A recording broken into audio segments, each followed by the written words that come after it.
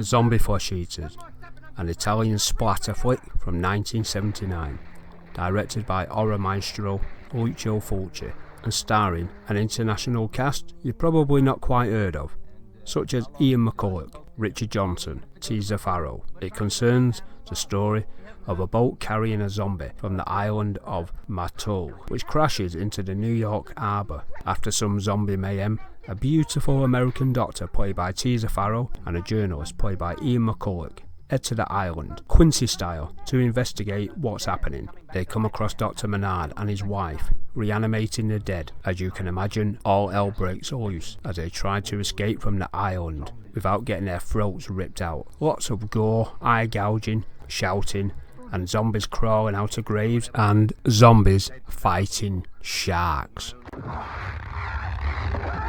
So let's check out this intense, lurid, beautiful, in a grisly way looking Italian splatterfest.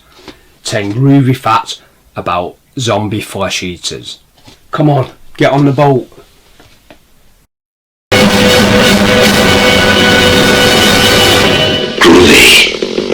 Number 1 from script to screen.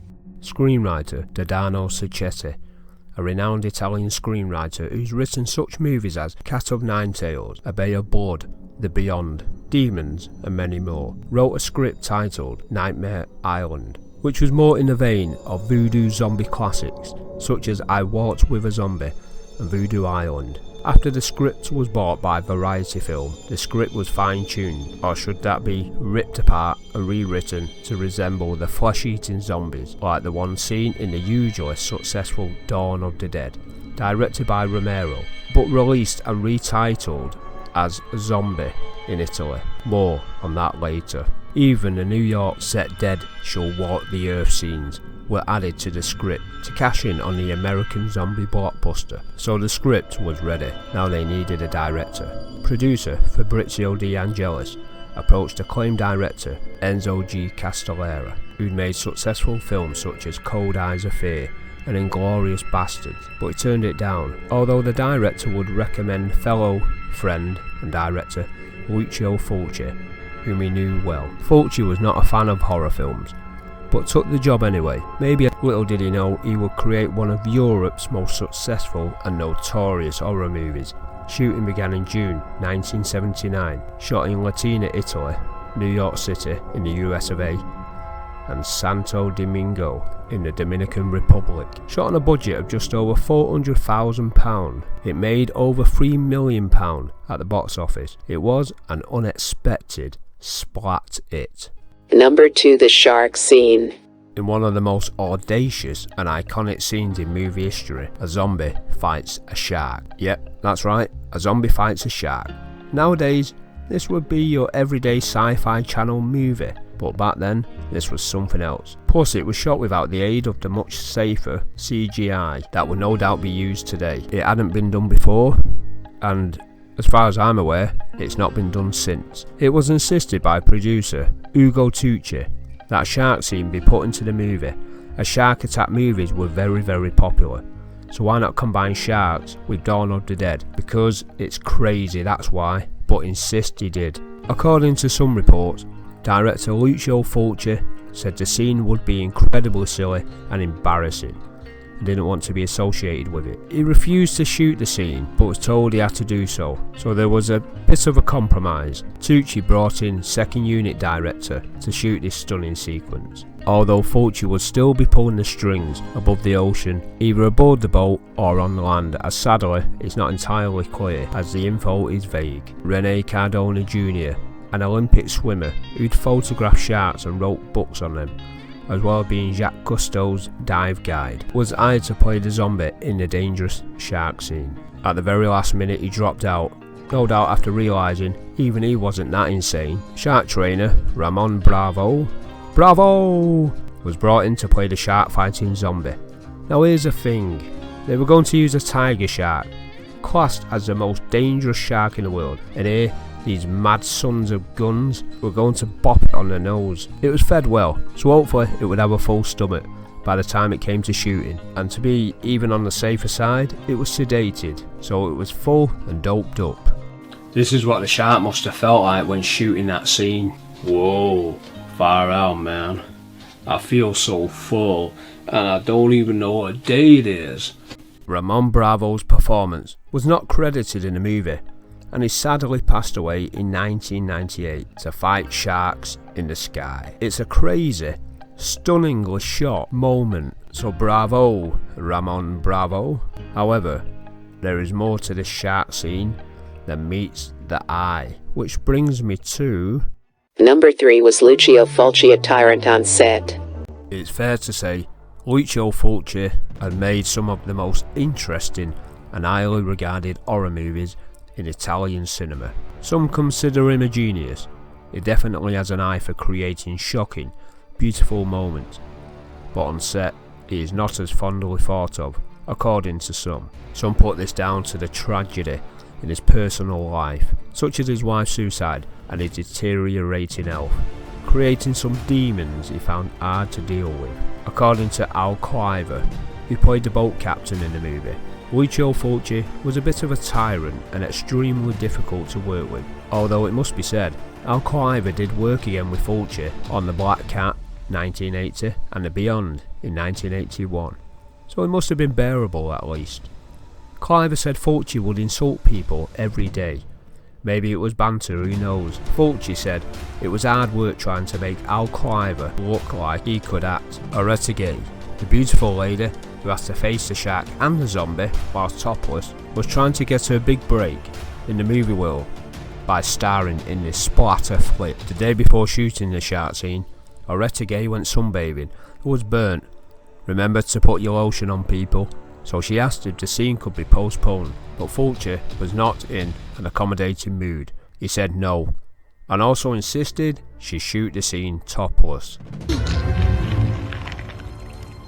Hello? He told her he had no proof of her acting ability, and because she was so keen to get them out, so to speak, the day before, then she must shoot topless. The poor actress also could not swim, and believed they were going to shoot the scene nearer to the shore, but Fulci demanded they go way out offshore, so he threatened her by insisting he will find a good looking local lady to replace her. Told her she was useless. She went ahead, upset and crying. No doubt the fact she was also going to be in the water with a tiger shark exasperated her fears. Lucio Fulci, it seemed, made her life a misery on set, and sadly it would put her off forging a film career. She did not pursue acting after this. Ian McCulloch, the British actor who played the role of journalist Peter West, has often said he was extremely difficult. The details that come from Al Cliver's mouth are interesting indeed. He reveals very specific details about the treatment of Oretta Gay during the shooting of the shark scene. So, during the long road of time since 1979, the recollections of what happened on set may be mixed up with certain days or moments, and I can only speculate, as Fulci's behaviour was widely known to be temperamental and pressing, so I suspect a lot of this, if not all, definitely happened. Number 4, the unofficial sequel to Dawn of the Dead. George Romero's Of the Dead series are no doubt the most influential movies in the zombie genre, especially Dawn of the Dead. Dawn of the Dead was released worldwide in 1978. It was a critical and financial success. It was adored in Italy, where Dario Argento, one of the most renowned and adored Italian horror directors of all time, was for some strange reason classed as the editor for the Italian release, because he was asked to re-edit the masterpiece, where he trimmed a few minutes here and there. It was also retitled to Zombie, and it does exactly what it says on the tin, I suppose. Zombie it was. Because the film was a massive success, this had an impact on the script changes and style of Zombie Flesh Eaters. The zombies were now more Romero-esque, and the film was released as Zombie 2 in Italy, classing itself as a sequel to Zombie, aka Dawn of the Dead. The copyright laws in Italy were a bit different back then. When Fulci found out it was being released as a sequel to a film it has no connection to, he was furious, but he was relieved to find out it wasn't being released as an unofficial sequel in any other country. Depending which country it's in, it's usually known as Zombie, as in the US and several European countries. In the UK, we have the beloved Zombie Flesh-Eaters title, which is the one I prefer, and it just rolls off the tongue like a piece of brain after chomping right into it. Number 5 Video Nasty.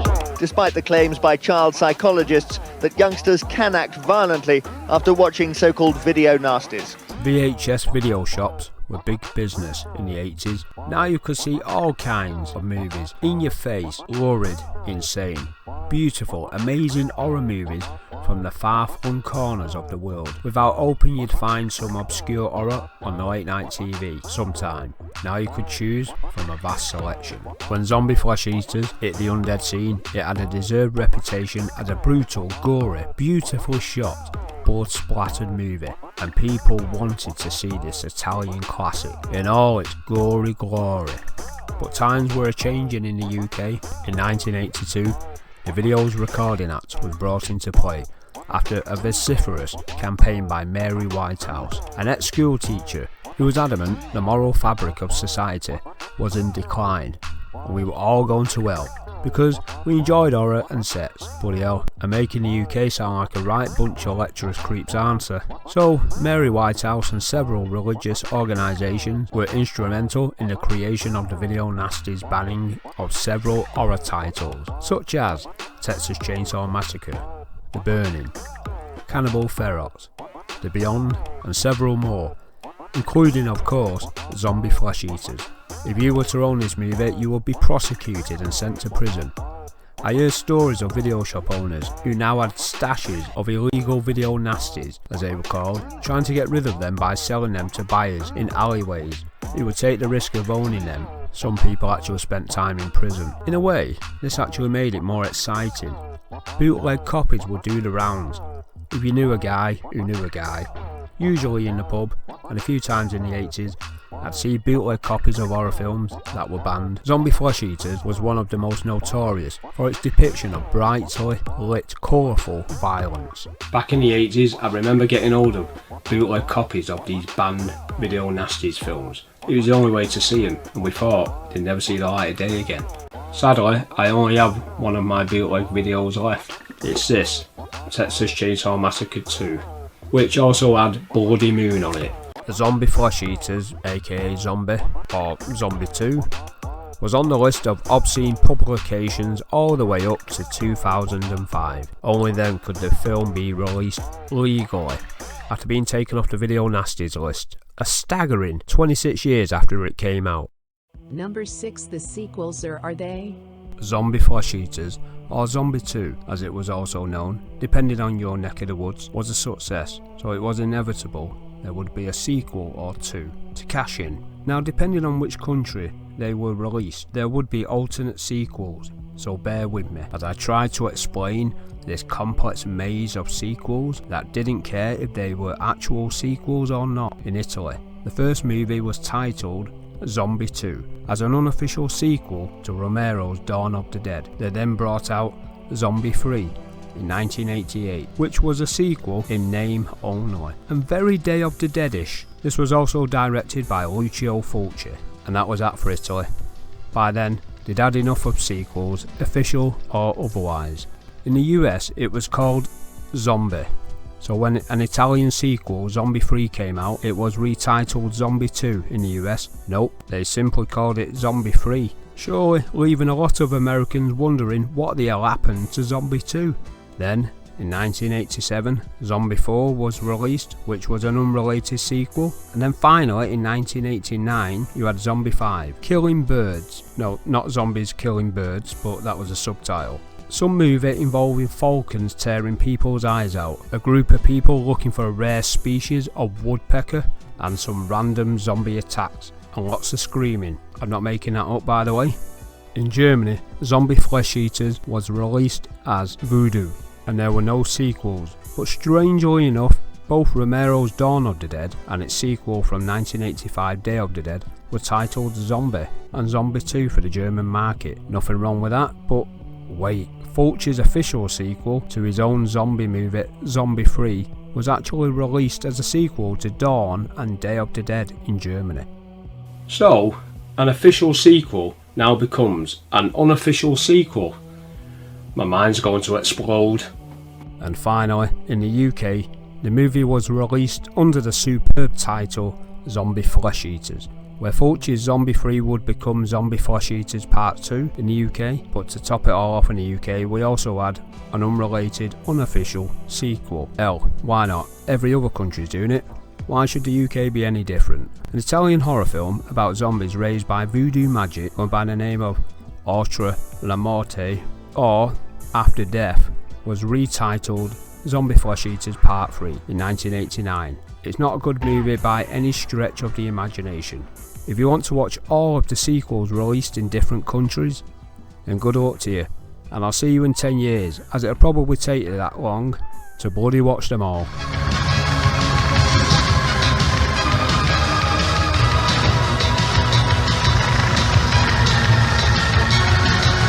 Number 7. Ian McCulloch and the Hostile Dwarf. Ian McCulloch, a Scottish actor, at the time best known for his work on the TV series Survivor in 1975. He has also appeared alongside stars such as Alec Guinness in Cromwell and Clint Eastwood in Where Eagles Dare, but we horror fans love him most for his work in the Italian horror classics Zombie Flesh-Eaters, also known as Zombie, Contamination and Zombie Holocaust. I've met Ian McCulloch and he is one of the nicest people you can meet, and I think it's fair to say he likes a drink or two, which usually results in him telling stories that are so entertaining. He did tell one about Clint Eastwood, which I sadly cannot repeat here, but it was shocking and funny. Ian McCulloch was staying in a hotel when they were shooting the island scenes in Santo Domingo in the Dominican Republic. One day after shooting, he got back to his hotel room to discover it had been turned upside down. He suddenly heard a noise coming from the wardrobe. He walked over and opened the wardrobe doors.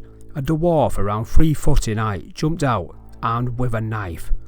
The dwarf slashed at Ian McCulloch, cutting him on the arm and leaving a permanent scar. Ian McCulloch quickly kicked the psycho dwarf in the bollocks, but the dwarf just stood there staring at him. This unsettled McCulloch. Luckily, the dwarf didn't attack again and he ran off, with McCulloch giving chase through the hotel, but the dwarf was too quick for him and escaped, albeit with a sore pair of bollocks. Number 8. Gianetto De Rossi, special effects artist.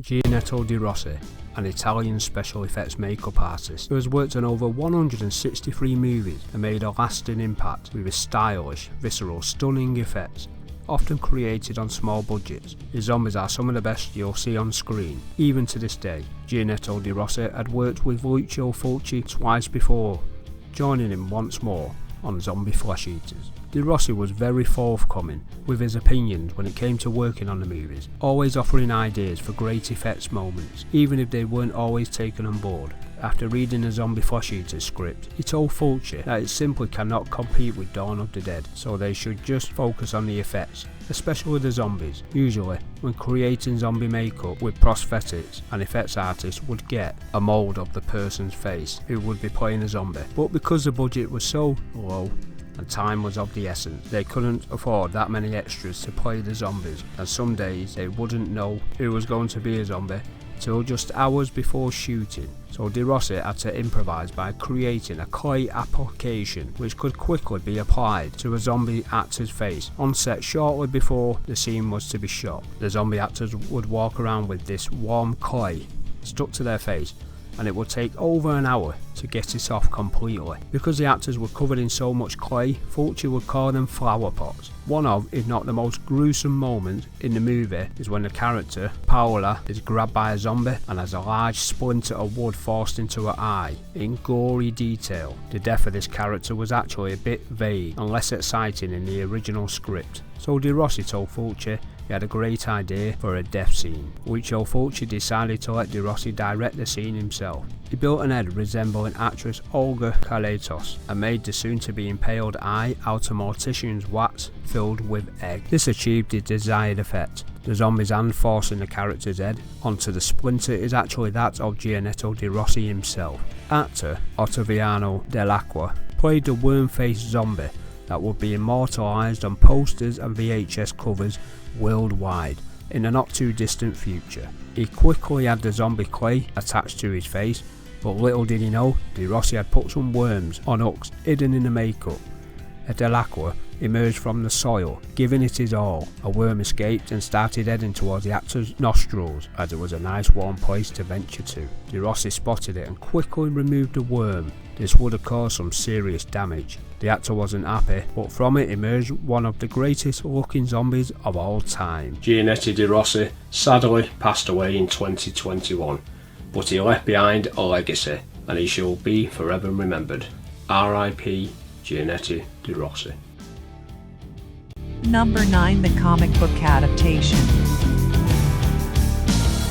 In 2017, iBomb Press, a comic book company specialising in doing comics based on cult, exploitative, gory horror films, most notably those of Fulci, such as The Beyond, House by the Cemetery, and of course Zombie Flesh-Eaters, although it is called by its US title Zombie. It is a short prequel showing what happened before the movie, then it follows the movie storylines, before continuing to forge its own path. Later on it even appears to have a zombified ape in one of the later issues. I've sadly not read these comics, but they look like a lot of bright, colourful, gory fun in the vein of the movie. Approved by the zombie code, no doubt. It even has the zombie versus shark scene and the brutal eyeball say hello to Splinter moment that will forever be etched into our minds once we've seen it. These editions are sadly limited. The artwork is glorious, and it's nice to see a company take a risk by sticking their name to a cult movie adaptation that may not pull in the readers, so fair play to them, they seem to be doing well. Have you read any of the comics based on the movie? Are they amazing or are they rotting? I'd love to hear from anybody who's read these glorious looking flesh-eating comics.